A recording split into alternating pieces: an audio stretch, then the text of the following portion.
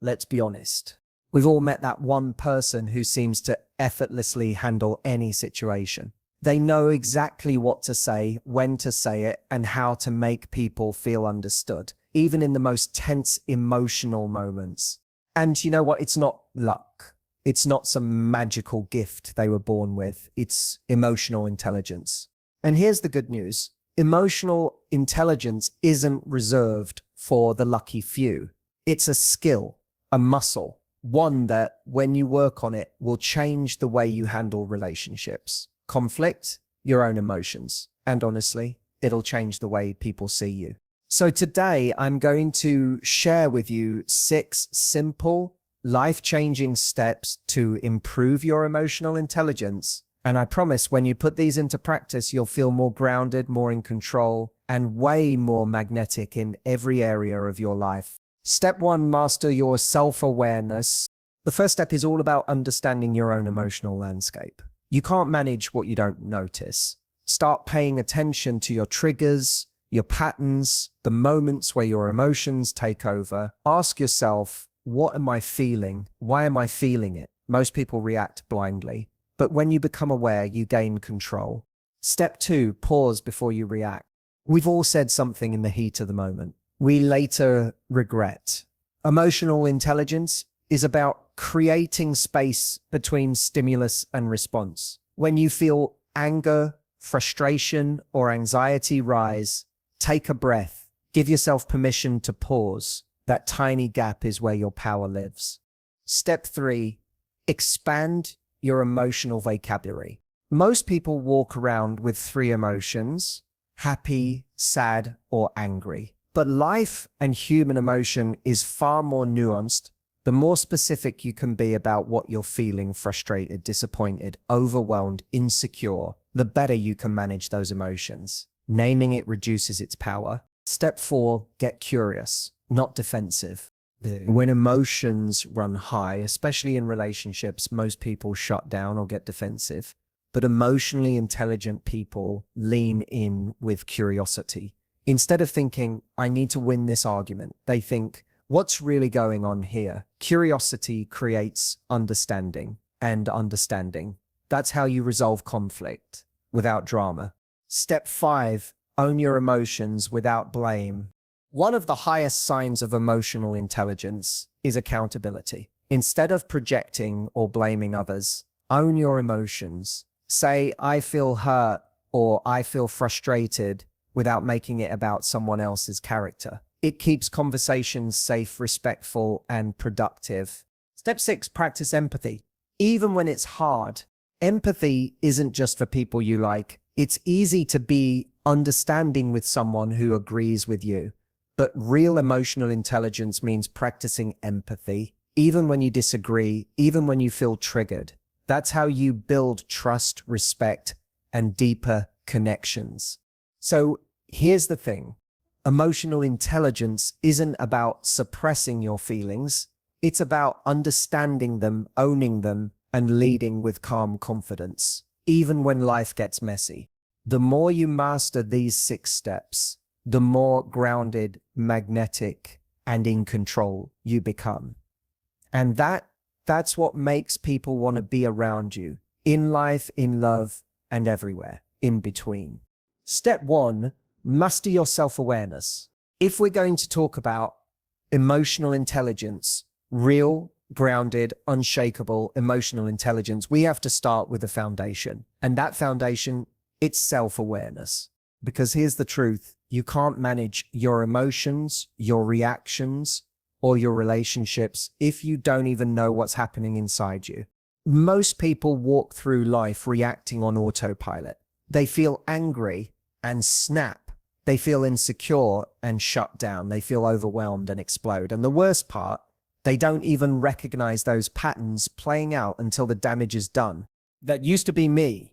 I'd get into an argument, say things I regretted, or avoid difficult conversations altogether because I was uncomfortable with my own emotions. But the moment I started building self-awareness, everything changed.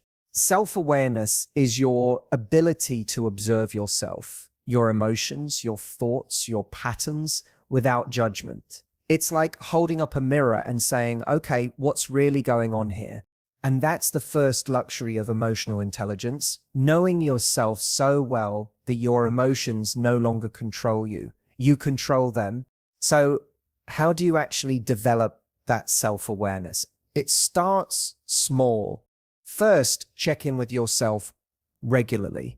Most people wait until they're overwhelmed or breaking down to notice their emotions. But emotional intelligence comes from practicing awareness before it's urgent. Ask yourself, throughout the day, what am I feeling right now? Where am I holding tension? What triggered this mood shift? Second, observe your patterns. We all have emotional habits. Maybe your go-to response to stress is shutting people out. Maybe criticism makes you instantly defensive. Start noticing those patterns, not to beat yourself up, but to understand your wiring. The more aware you are, the more choice you have. Third, get curious, not judgmental. This is where most people go wrong. They notice a negative emotion and immediately shame themselves. But emotional intelligence isn't about suppressing bad feelings. It's about understanding them. When you feel angry, jealous, insecure, don't judge it. Get curious. Ask what's underneath this. Often anger is unexpressed hurt. Jealousy is unmet desire. Insecurity is old fear resurfacing. The more honest and compassionate you are with yourself, the more in control you become.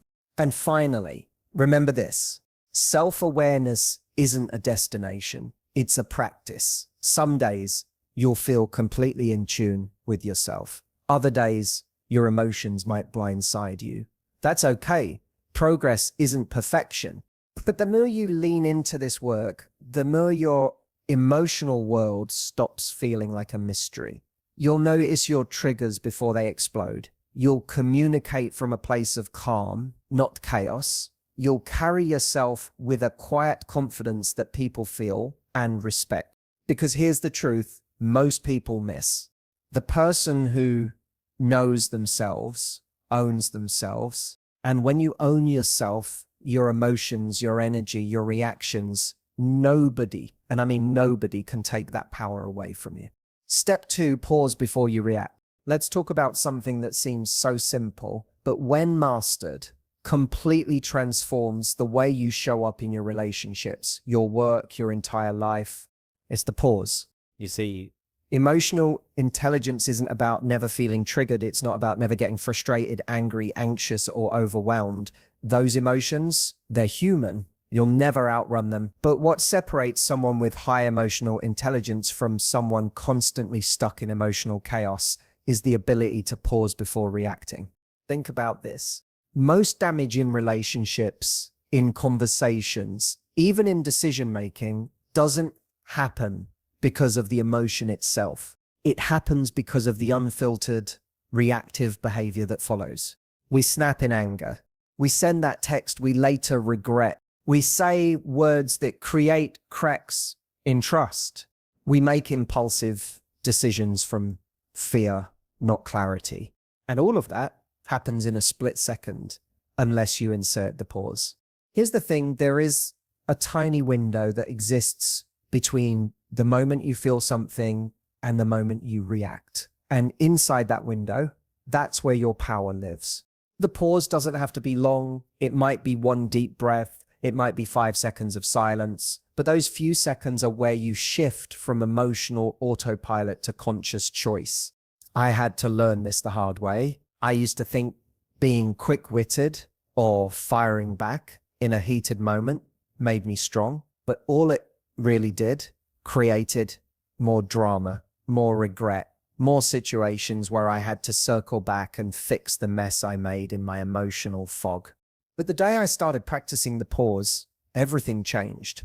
Conversations became calmer, arguments de-escalated, I became more intentional, more respected, more in control, not because I stopped feeling, but because I stopped reacting blindly. So how do you master this in real life? Step 1, become aware of your physical cues. Your body always speaks first. Maybe your jaw tightens. Your chest feels heavy. your heart races. Notice those signs, they're your signal to pause. Step 2, breathe. It sounds cliche, but it works. A single conscious breath disrupts the emotional spiral long enough to bring you back to yourself. Step 3, choose your response. Ask yourself, what outcome do I actually want here? Is it to win, to punish, to be right, or is it to create understanding, respect, peace? That question alone reframes everything.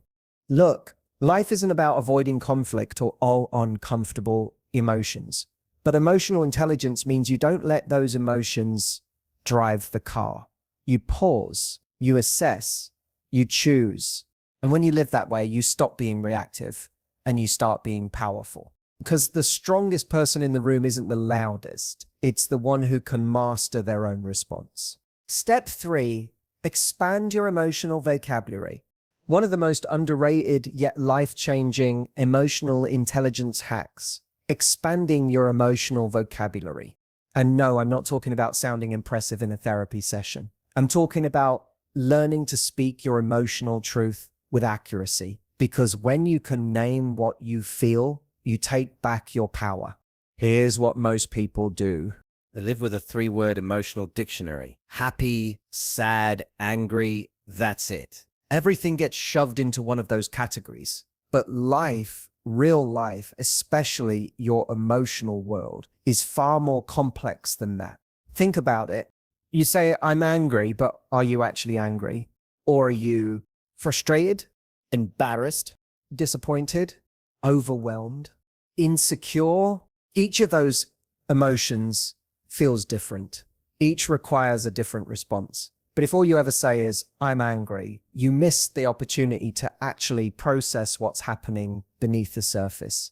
The more precise your emotional vocabulary, the more control you have over your responses, your communication, and your inner world. Here's why this matters. Imagine trying to fix a car, but you only know 3 words.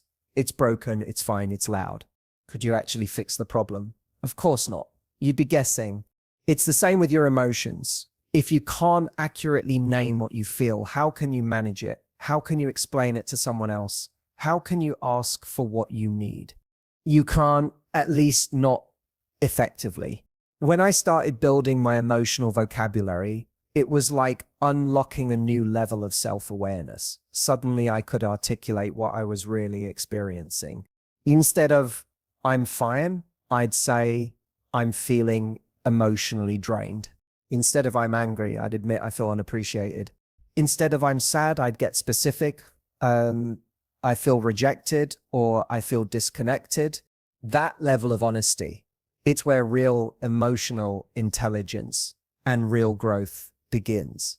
So how do you do this practically? Step 1, start noticing your emotions beyond the basics. Keep a running list in your phone, journal, or even mentally of more specific feelings you experience throughout the day. Step 2, use a feelings chart. It might sound silly, but seeing a list of emotions in front of you helps you articulate what's happening beneath the surface. There's no shame in using tools to build this skill. It's smart. Step 3, communicate with precision.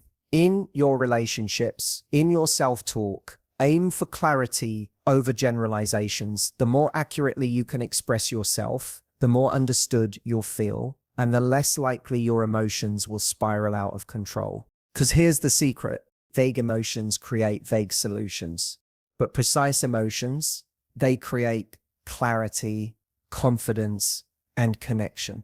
The more words you have for your feelings, the more powerful and emotionally intelligent you become. Step 4, get curious, not defensive. Let's be real. When emotions run high, especially in relationships, most of us have one default setting, defense mode. It's human nature. Someone criticizes you, you defend. Someone questions your actions, you get defensive. Someone misunderstands you, you immediately want to prove your point. And I get it. I've been there more times than I can count. It feels uncomfortable when someone challenges you, when they question your intentions, or when they express that your behavior hurt them. Our ego, it jumps in to protect But here's the truth most people miss. Emotional intelligence isn't about never feeling triggered. It's about how you handle the trigger. And the most powerful shift you can make in those moments is this: get curious, not defensive. Think about it like this. When you get defensive, the wall goes up. The conversation shuts down. You might win the argument, but you lose the opportunity to understand, to grow, to actually deepen the connection. But when you get curious, everything softens. Suddenly, the goal isn't to be right, it's to understand. Let me give you a real world example. Say someone says to you, "You've been really distant lately." Your ego's first reaction: defend. What are you talking about? I've been busy. You're overreacting. But a curious response sounds like, I didn't realize I've been coming across that way. Can you tell me more about how you've been feeling? See the difference? The first response creates tension. The second creates understanding. It invites clarity rather than conflict. Getting curious doesn't mean you always agree. It doesn't mean you roll over and accept blame that isn't yours. But it means you care enough about yourself, your growth, and the relationship to lean in instead of shutting down. Here's how you can practice this in real time. Step one, notice the trigger. The moment you feel defensive, that tightness in your chest, that urge to interrupt, pause, that's your signal to slow down. Step two, ask questions. Instead of reacting, get curious. Can you help me understand what you mean, or what specifically made you feel that way? Those questions diffuse tension. Step three, seek the hidden lesson. Sometimes even criticism has truth buried inside it. Your ego won't like hearing that, but your emotionally intelligent self will thank you for staying open to it. Look, none of us enjoy being called out, misunderstood, or criticized, but growth happens in those moments. If you're willing to lean in, not shut down, because here's the thing: defensiveness keeps you stuck. Curiosity moves you forward. And when you approach life and relationships with curiosity, you stop being reactive and you start being magnetic. People feel safe around you. They feel heard. And more importantly, you become the kind of person who grows from every challenge, not crushed by it. Step five, own your emotions without blame. If there's one thing that will immediately set you apart as someone with real emotional intelligence, it's this: owning your emotions without making them someone else's fault. Let me explain. Most people, without even realizing it, project their emotions onto others. They feel hurt, frustrated, insecure, and the first thing they do, look for someone to blame. You made me feel stupid. You made me so angry. You made me feel rejected. But here's the truth, and yes, it's an uncomfortable one. No one can make you feel anything. Your emotions, they're yours. They're your responsibility. Now, let me be clear. That doesn't mean other people get a free pass to treat you poorly. It doesn't mean you tolerate disrespect. But it does mean that how you feel and how you respond starts with you. When I first learned this, I'll be honest, it frustrated me. I wanted to believe that other people were responsible for my emotional state, that it was their job to avoid triggering me, to behave perfectly, to keep me comfortable. But real growth, real power came when I stopped outsourcing my emotions and started owning them. Here's the difference. Blame sounds like, you embarrassed me. You ruined my day. You made me feel small. Ownership sounds like, when that happened, I felt embarrassed. I'm feeling frustrated after that conversation. I noticed I felt small in that moment, and I want to explore why. See the shift? Blame escalates. Ownership de-escalates. Blame keeps you stuck. Ownership helps you grow. And when you practice this, something incredible happens. You communicate more clearly. People stop feeling attacked by your emotions. You create space for real, honest conversations. And most importantly, you take back control of your emotional state. Because here's the truth. The moment you place your emotions in someone else's hands, you hand over your power. But when you own your feelings without blame, without shame, you stay grounded, confident, and emotionally resilient. So how do you practice this? Start by noticing your language. Replace "you made me feel" with "I feel." Get curious about your triggers. Instead of projecting them, recognize that your emotions are valid, but managing them is your responsibility. It's not always easy. In fact, some days it's hard work. But emotional intelligence isn't about being perfect. It's about progress. And I promise you this: When you own your emotions without blame, you elevate your relationships, your self-respect, and your peace of mind. Because emotional maturity isn't about never feeling. It's about feeling deeply and handling those emotions with grace, responsibility, and quiet confidence. Step 6, practice empathy, even when it's hard. Let's be honest. Yeah. It's easy to be empathetic when life feels good, when the person across from you agrees with you, when they treat you with kindness, when you're not feeling triggered, defensive, or hurt. But the real test of emotional intelligence, it's practicing empathy, even when it's hard. Because empathy isn't just about being nice. It's not about blindly agreeing with people. Empathy is your ability to step outside of your own perspective and say, let me try to see this through your eyes. Even if I disagree, even if I feel hurt, even if this conversation is uncomfortable. And let me tell you, that skill, it will transform your relationships, your ability to navigate conflict, your reputation as someone who leads with calm, confident energy. But here's the thing. Empathy when you feel triggered. That's hard. Empathy when someone has disappointed you. That's hard. Empathy when you're frustrated, angry, or hurt. It takes real maturity, but that's also when it matters most. There was a time when I'd completely shut down during conflict. If someone didn't agree with me, if they hurt me, my walls would go up. I'd disconnect, I'd get defensive, and all that kept me stuck in my own emotional bubble, unable to truly connect or resolve anything. But when I started practicing empathy, even in those hard moments, everything shifted. Suddenly, I wasn't just reacting, I was understanding. I wasn't just defending my point, I was creating connection. and most importantly, I was operating from emotional intelligence, not ego. Here's what empathy sounds like in real life. I completely disagree, but I can see how you feel that way. that hurt to hear. But I appreciate you being honest. I feel defensive right now, but I want to understand your perspective. It's not about being a doormat. It's not about invalidating your own emotions. It's about widening your perspective, because when you do that, you de-escalate tension, build trust, and create space for real resolution. Empathy doesn't mean agreement. It means understanding. And understanding, that's where emotional intelligence lives.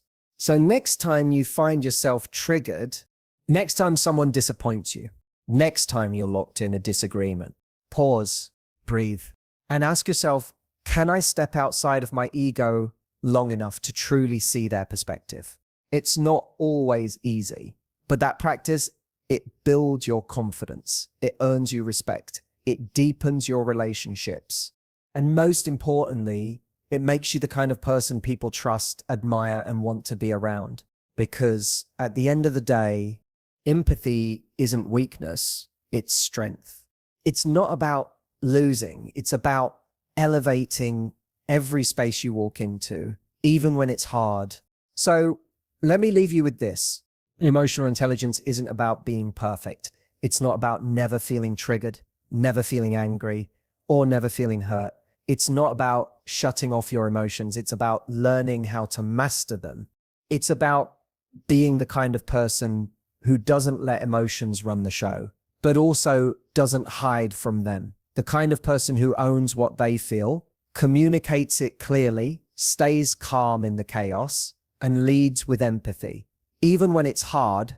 Because here's the truth: your success in life, love, your career, It's not just about talent, looks, or intellect. It's about how well you manage yourself and how well you navigate other people's emotions. When you build self-awareness, when you pause before reacting, when you expand your emotional vocabulary, when you stay curious instead of defensive, when you own your feelings without blame, when you practice empathy, even when you want to run, you become unstoppable. Not because life gets easier, but because you get stronger. And the beautiful part, this isn't something only a select few are born with. Emotional intelligence is a skill, a muscle. The more you use it, the stronger it gets. So as you walk away from this, start small, one step at a time, one conversation at a time, one moment of self-awareness, curiosity, or empathy at a time.